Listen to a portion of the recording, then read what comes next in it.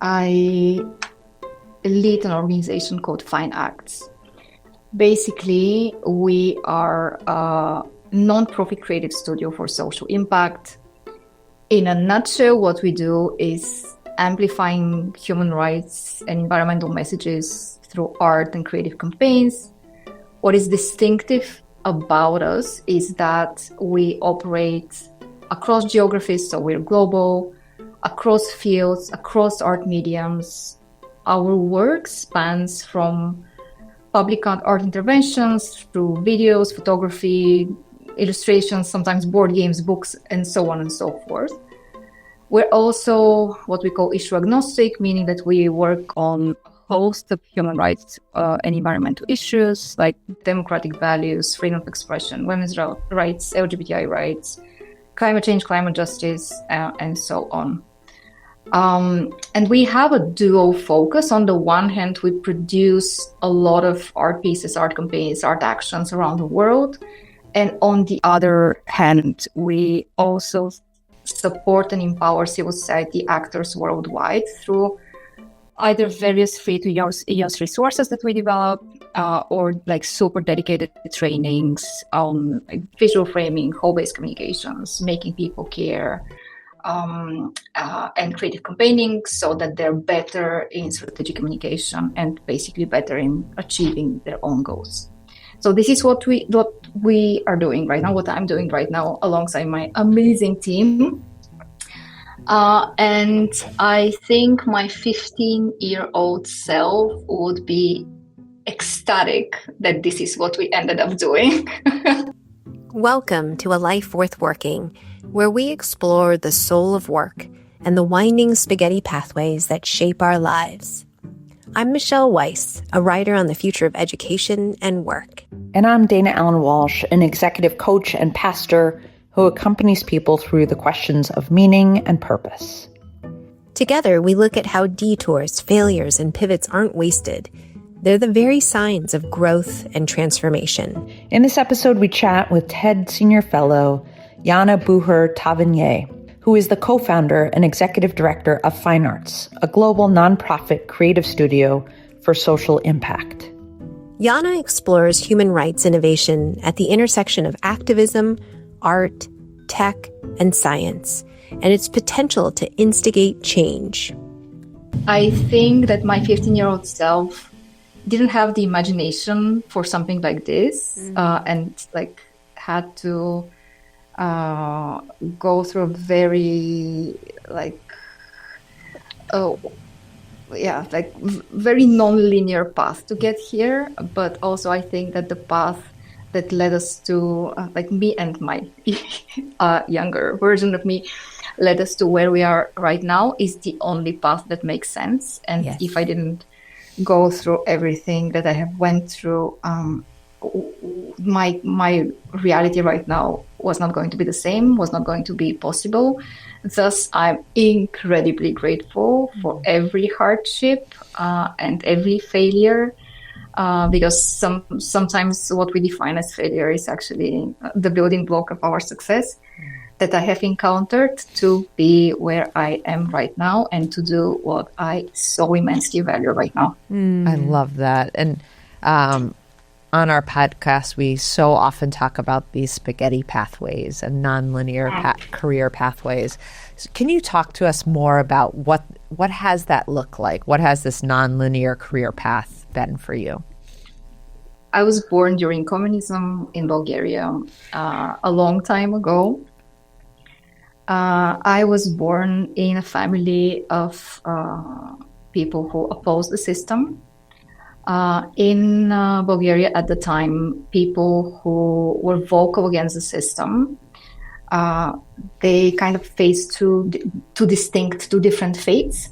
They were either put in a political prison, thousands of people, or they were labeled as mentally ill. This happened not only in Bulgaria, this happened across the Soviet bloc at the time. And this was just a way to deal with opposing voices for the regime. The closest people that I had when I was growing up was the other young person in my family. my aunt. So she was older than me, but at the same time we had like this incredibly powerful connection. And she was an artist, and she was incredibly free spirited, and she was just incredibly brave in voicing what she thought, which is unthinkable to do so in a dictatorship. So my aunt, like thousands of others, she suffered the same fate. She was diagnosed as having schizophrenia, and she was, for the duration of her life, she suffered hundreds of ECT shocks that back in the day were delivered without like any kind of anesthesia, which led to her taking her own life at the age of 37, which is the thing that completely broke me and defined me for a very, very long period of time. I just barely became a teenager at this point, and I spent like a couple of years completely frozen by this experience. And at a certain point, I had like I felt the need to do something with this pain, and the need to do something with this profound feeling of injustice that I have observed, not only in the relationship, in the aspect of what happened to my aunt, and my aunt is just the gravest example of what has happened to my family. Like everyone in my family suffered consequences because of the fact that they were not part of the communist regime and they were vocal against it. Yana's commitment to meaningful impact began early. As a teenager, she dreamed of becoming a journalist to expose injustice and defend human rights. By the age of 19, she had already entered the profession and soon became an investigative journalist. For nearly a decade, Yana focused on a hidden and harrowing issue in Eastern Europe: the treatment of people with intellectual and mental health disabilities in state institutions. Starting in Bulgaria and later expanding to 5 countries, she went undercover to document abuses, capture secret photos, and bring to light the inhumane conditions inside. Her reporting was driven by a clear goal: to shut these institutions down and to restore dignity to those society had warehoused and forgotten. And on the outside, it seemed as if I was doing really well because I was getting published. I was getting all these awards. It seemed as if I'm, like my career is really on the rise. And at the same time, I felt like utter failure because with my reporting, I think I've been to over 50 institutions. Wow. No, there should be more, across these 5 countries. I was able to close down one for all these years.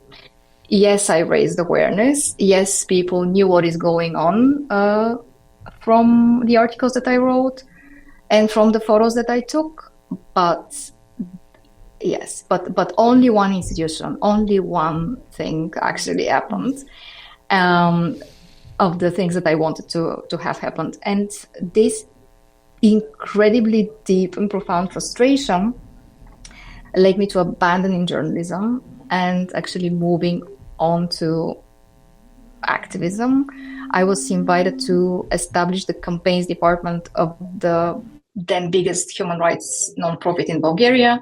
I had no idea how to do campaigning because I've never done campaigning. I've only, up until that moment in my life, I've only done journalism. So I bought a bunch of books from Amazon and led by these books and by my guts, I started, experimenting and trying to do things that in my opinion, have the potential to be effective, because something that I have learned from my time writing and my first months in activism is that facts alone don't do the trick. To unveil the truth is not enough. to make people care, and that we need other ways in which to, yes, get people's attention, rise through the noise, but also like trigger empathy, make people, care, compel them to act. That this requires so much more than just stating what is happening. So that's why I'm saying that I started experimenting. I started for various campaigns that I had to lead back then. I started inviting different artists to do small components of these campaigns. And I quickly realized that these collaborations with artists were the parts of the campaigns that actually were the things that people remembered, were the things that drew people in, were the things that, in some cases, grabbed people by the throat and really made them do something about the issue. So I realized I have heard a lot about, the power of art to translate complex issues into a language that makes people care. But I started seeing it, and I started seeing it again and again. Around this time, Yana discovered the work of Dr. Stuart Brown, founder of the National Institute for Play. Dr. Brown had discovered something striking in his research. Nearly all mass murderers in the U.S. had one thing in common: a lack of play in childhood. His work led to the insight that nothing lights up the brain like play, and that the opposite of play isn't work, but depression. Those ideas stayed with Yana during her own season of burnout, helping her see play not as a distraction, but as a superpower. Out of that breakdown came a breakthrough, the realization that art and creativity could be powerful tools for activism.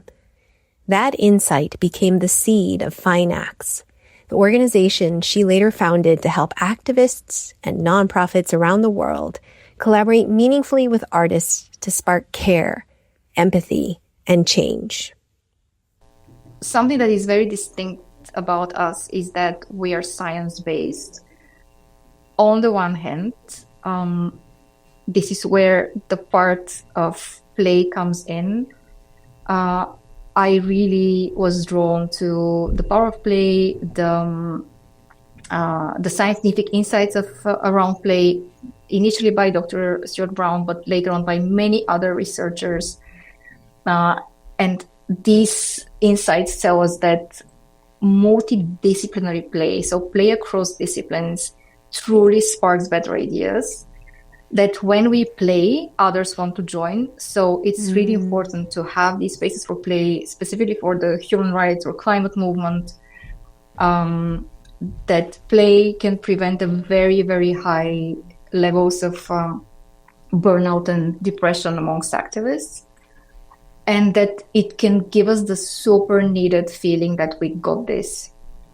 And so based on this, at Fine Acts, we started doing a concept called Activism, which refers to the value of incorporating creative play and experimentation in activism. And it also refers to us building our own playgrounds, so different formats where we invite people from different disciplines. Sometimes these are technologists and artists. Sometimes these are activists and visual artists. Sometimes these are artists and journalists. And we invite these people from various backgrounds to basically play, experiment, and create with us. I'm curious if you could elaborate on some examples of what playtivism looks like in your work. Can you talk about what some of these collaborations look and feel like? So a good example of a playtivist format that we have developed, and perhaps my favorite one, is Labs. So a very unoriginal name for something that I think is quite original. So in Labs, we bring in together artists and technologists. We pair them in two-person teams. We brief these teams on a specific issue, depending on what we're focusing on in the respective lab, be it women's rights, domestic violence, freedom of expression, shrinking civic space, and so on and so forth. So we've held labs on, I think, dozens of topics up until now. Typically, the briefing, it's in person. The briefing typically happens on a Friday evening, and then these teams have a couple of days to come up with an idea or a prototype that lies somewhere at the intersection of art and tech. It could be like an art installation with some tech component. It could be an app which has like a art dimension. But the idea is that on Sunday evening, all these teams are pitching in front of a jury and an audience, and one of these ideas is getting actual funds to be implemented by us at Fine Arts. So the beauty here is that these technologists, artists they've never met.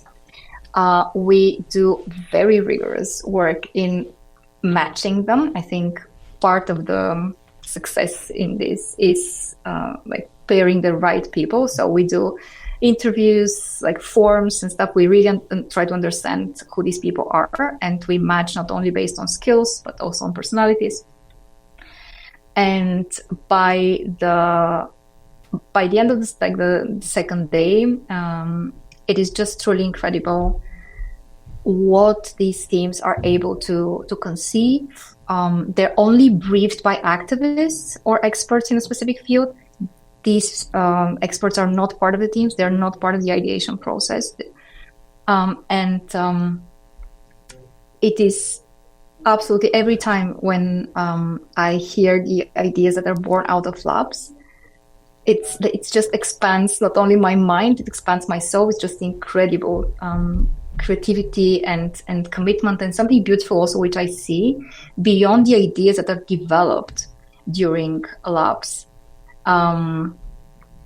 It is also the fact that typically people enter being curious about an issue, and they leave these 2.5 days being transformed into activists for this issue. And we keep on seeing, let's say, technologists who were a part of one of our labs or artists who were part of our labs, then continuing doing work with purpose later on in life. So it's really wonderful to see. And yeah, like just very briefly, some of, let's say, the lab that we did on freedom of expression, in the end, like, was a huge campaign that featured, one part of the campaign was like a pop-up bakery that sold like horribly tasting cupcakes to teach people about fake news. It's a longer story, but it was just like a little taste for it. Right. Or a drum set that featured the voices of women who are survivors of domestic violence, now to actually, like make a point about the deafening silence that typically surrounds this issue. So it is really incredible to see that sometimes it is very important to create spaces that are inviting, that are joyous, processes that are playful. I'm not saying that all the results of our labs are playful, but I'm saying that the process is, and this is what is important to us, and this is what Plativism is about. Yes, we do embrace joy as the process. It's not necessarily that the final result is going to be, funny or light. It's not about that. It's about feeling free, and feeling unburdened while in the process of creation, and feeling absolutely not constrained by the fear of failure. The thing in labs is that we design for success, but we completely embrace failure. and we're not afraid of it. And this is the only way in which I think we can do meaningful work, and work that is actually responding to an issue in a truly authentic way.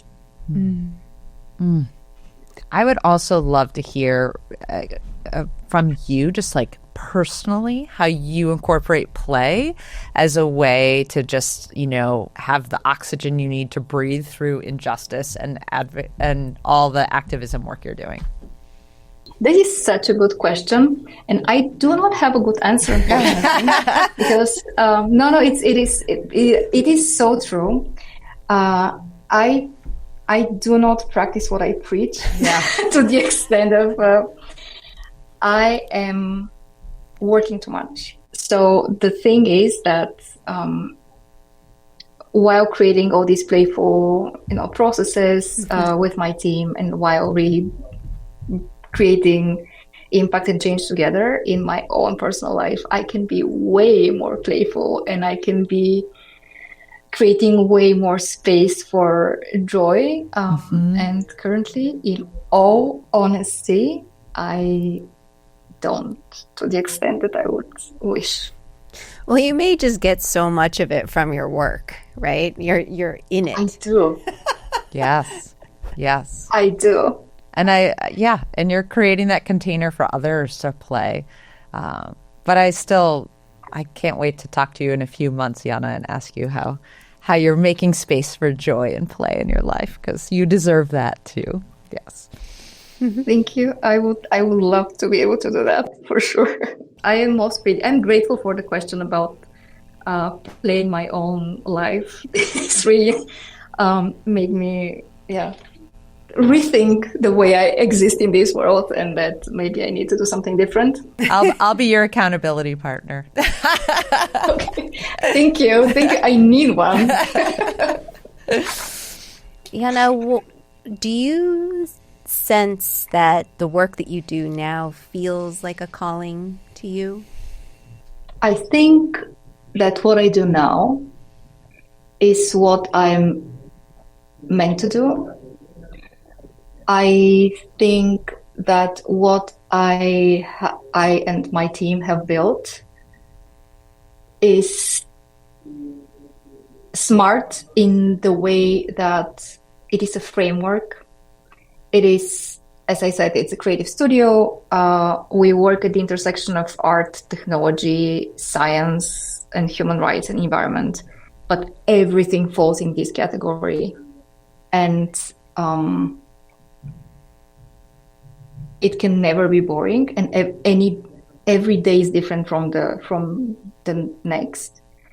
And I have seen in my life that I'm very drawn to impact, and I'm very drawn to purpose, but at the same time, I'm the kind of person who is very comfortable being uncomfortable, and I seek the new thing, the new approach. I get bored very easily with approaches, and I seek the new thing constantly. And by creating Fine Acts in a way that Fine Acts is not one thing, one approach, one recipe, but is a framework within which we can do whatever we want, whatever we think makes sense. It is my calling. And it's something that I would have never said before, that something that I'm doing right now is the thing that I want to be doing until the rest of my life. But I can honestly say that this one is, just because it's not one thing. And I can be honest with you in this answer. And something that also I really like pivoting, and in this case, it's pivoting in the context of one organization. But I have been pivoting in my life up until now. But in some cases, like people think that pivots are messy. To me, pivots have always been about strategy, and I think that this is something that we need to be like clear about what our goal is, where do we want to see impact, and keep chasing that. And if this means that we need to like make shifts and turns and or steps back, it's all okay, it's all right, and this is not messy. It is like, this is super strategic, and if we are clear on our mission, then yeah, this is really the smart thing to do. Yeah, I'm curious if you think your ability to embrace pivots in your own career and also in the organization you're leading now comes from that fact that you're not afraid of discomfort. And what would you tell people? Because a lot of people fear pivots, even when they're not happy with what they're doing. What advice would you give someone who's considering a pivot? I'm really not the one to give advice, but I'm confident in my own journey, I would say, and I'm grateful for my own journey, which in some cases has felt like a utter failure, but at the same time, as I shared, I'm deeply grateful for every single step of it. Several times before, I have like felt that I have reinvented myself, and I even like used this word in conversation with others, like that I have reinvented myself so many times.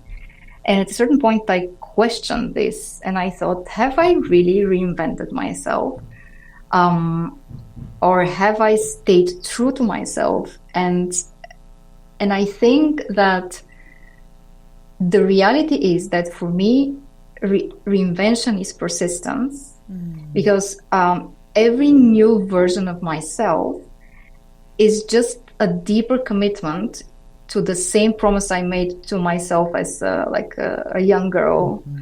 And thus the word is not, in my case, the word in my case is not reinvention, it's recalibration, and it's much more true to me, because the mission never changes, the methods do. And I think that like, if I were one to give advice, this is what my advice would be.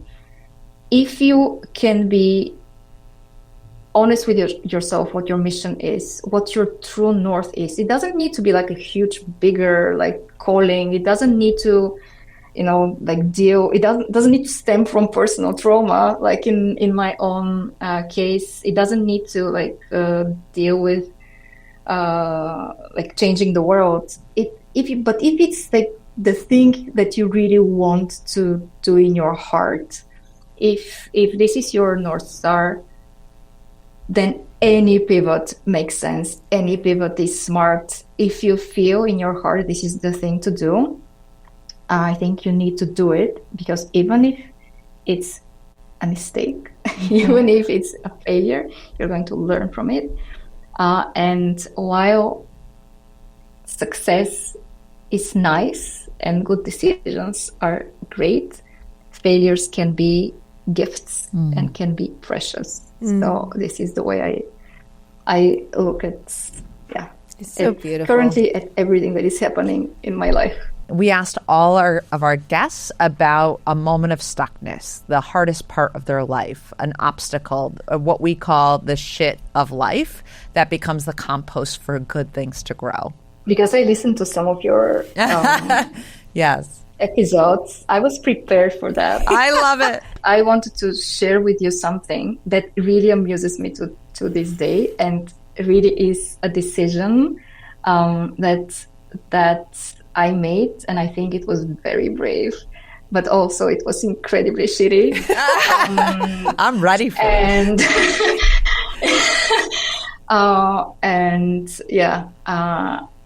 And it is the decision that made it all possible for me.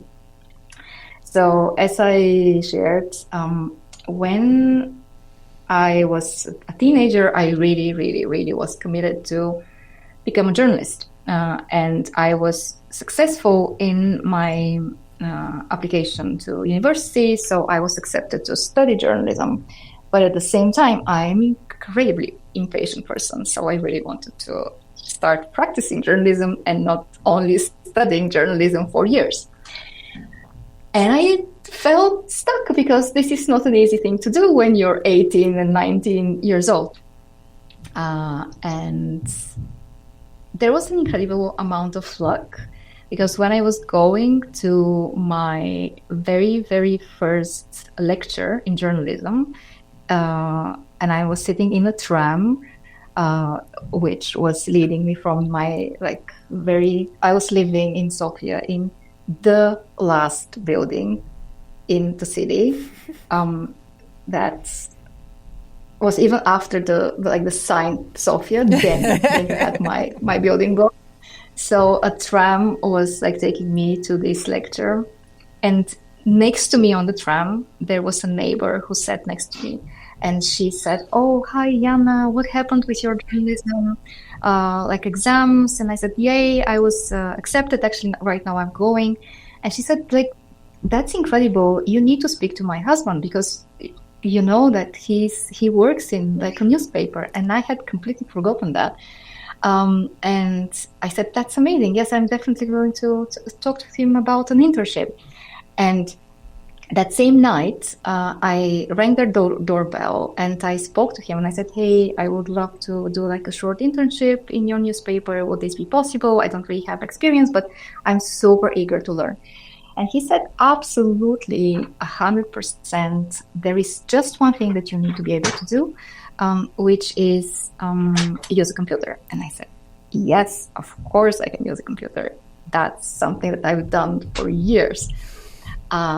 While in reality, I have never switched on a computer in my life, because we were incredibly poor. And there was no time to learn, because he said, "If you want, you can start tomorrow.